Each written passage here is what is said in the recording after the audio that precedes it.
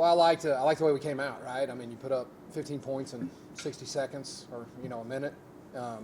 It's good. The flip side of that is we had they really think we could have got after them a little more if we wouldn't have gave up the kickoff return there in that first 90 seconds. But extremely happy the way we came out.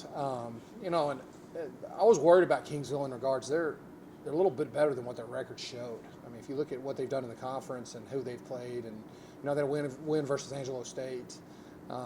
They're a good football team, and so I was really happy the way our kids were resilient, and a lot of adversity that game, a lot of points being scored. I thought in the second half we told our kids at halftime that, the defense that gets a stop is probably defense that gets one or two stops is probably going to be the team that wins this thing. And so I was happy with the resilience. I was happy with the turnovers in the second half, and overall just a pretty gritty win for us. You don't win without RJ throwing around. Sure. But the play of Fats and then Jamel on defense with a couple of picks, I thought those two guys really stepped up when you needed them most. Yeah, we'll start with Fats, Sean Johnson.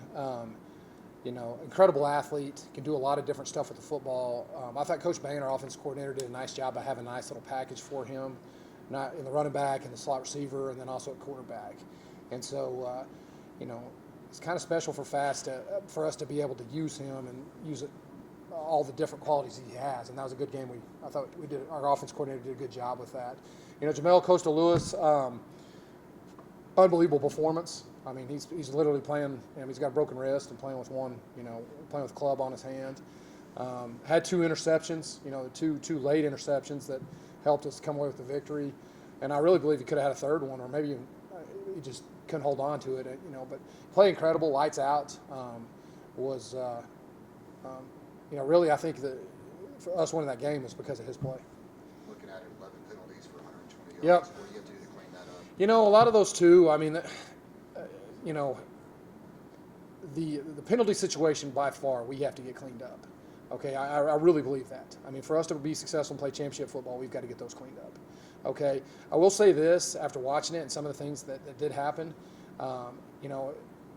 Take for instance the roughing the passer there on the last. A kid's just trying to play football. You know what I'm saying? He gets his hands up and knocks. It's accidentally hits the quarterback in the head. Some of that stuff I can live with. It's the pre-snap and post-snap penalties that we need to get cleaned up with, and we've had we had that problem earlier in the year too. So that'll be addressed this week, and we'll try to get that cleaned up. You guys had 30 less plays than they did, but still were able to come out with the win. So sometimes less is more. How have you kind of continued to improve on, making the most of each possession? Well, I think the 30 less plays is because we had explosive plays, right? I mean, and credit RJ, credit the schemes our offense coordinator put in. I mean, we had plenty of explosive plays that got us into the end zone. And so, sometimes less is more. And, obviously everybody looks at time of possession and things like that. But however, when you get the explosive plays that we had Saturday night, it's, we're putting points on the board, which really helps. Final road game of the season this Yep. year, going up to down to Wichita Falls, take on that Western State. Sure. What's that game mean for you? Well, I mean, we haven't played real good on the road. Our emphasis yesterday is, we've got to travel better. It's not as long a trip as we've taken this year. We have to go down. We have to travel well. We have to prepare well, and we need to play better on the road. And so this is our last travel game of the year, and so that's a big emphasis for us to be able to play well on the road and get a victory. I know. Go ahead.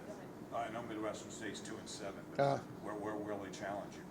What's that? Where will they challenge? They're really good. I believe that they've got some talented offensive wide receivers. They've been shuffling their quarterback around a little bit. They've played 3 or 4 different quarterbacks. Defensively, they've got a set of senior defensive ends that are really good. They can cause problems with the pass rush. We've got to be able to contain them. I think,